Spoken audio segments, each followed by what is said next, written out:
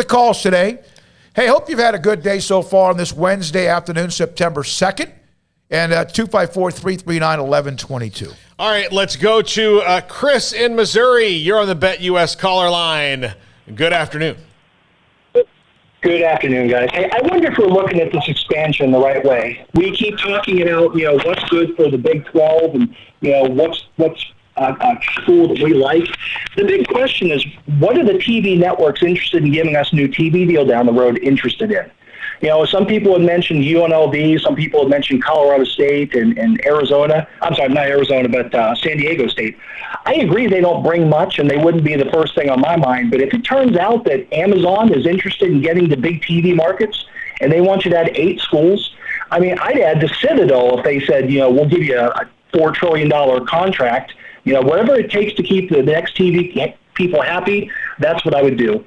Anyway, that's all I want to say. Thanks, guys. All right, thanks, Chris. All right, thank you, Chris. Appreciate your call. Missouri at 254-339-1122. That's the other thing the Big 12 should do is talk to the TV partners and go, what gets you hot for us?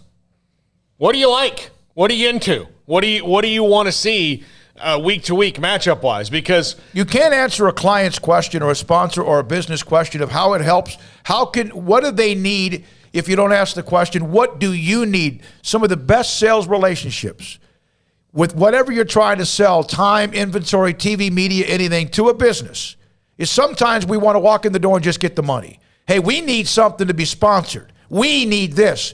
What do you need is what that question needs to be asked. And the other thing is sometimes by asking that question, you can find out that it's not a good idea. It's not a good partnership. Look, we can't do that. This is not possible, so then you can move on. Yeah, I think that the Big 12 should be asking their TV partners, the future people, whether it's Amazon or Apple or Fox or CBS or NBC or Peacock, Paramount Plus, whatever you want to throw out there. You're going to go a little bit deeper? Those to me would be the reasonable candidates. If it's those people, then what do you want to see? How do you want to expand into sports? Charlie Brewer, by the way, in that Weber State at Utah game will make his debut with the University of Utah after the transfer after his 4 years at Baylor. Yeah, no, I think it's fair to wonder what the TV networks are thinking, but honestly, I have no idea. All these contracts are locked in for the time being. You've got the Bowlesby versus ESPN storyline, so I don't know how it's working behind the scenes, honestly. Really, because I had to think if you're the Big 12, it's hard because there's this network that you're attached to that you're angry at and that you feel went behind your back and stabbed you in the back. And yet that's who you're also having to work with. Yeah. And yet they also have a contract with the American who you're potentially trying to take teams from. And they didn't want you to do that because they were trying to fold you into the American. So, I don't know how that works. I don't know how you just go about your business and feel trustworthy and really have any idea of what to think about even more than a couple years down the line. So it's a great thought. And absolutely, I would think that the TV networks do have some say. But that ESPN Big 12 relationship is so tenuous right now.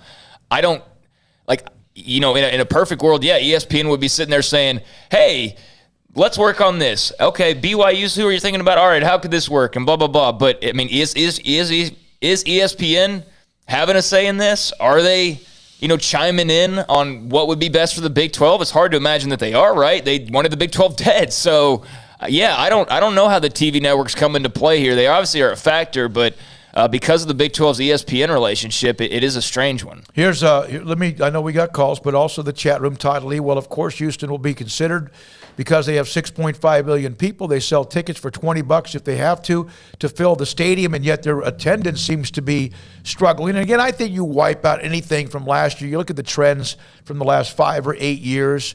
Let me see here. From Timothy, this is not about the Big 12, but news from Iowa City, Kinnick Stadium. Kinnick Stadium will have half the staff as usual at the gates and concession stands, long lines and delays. Half the staff inside the stadium, helping serve the fans who want to pour into the stadium to watch Iowa State play. Golly, what a big faux pas that would be, play. Here's from, why would you add programs who cannot sustain a full stadium without the other school's help? Now, I'll say this, Todd, it's a good question, a legitimate question, but there's a lot of teams that are a part of Power Fives that need that. For a long, long time, let's be honest, Baylor did, but not now anymore. TCU's done it. They've needed it. there are schools that are not, just because they're a part of Power 5 doesn't mean their stadiums or their capacities are great. There's some of that, but you would rather not have somebody like that add to the mix when you already have some of that anyway. All right?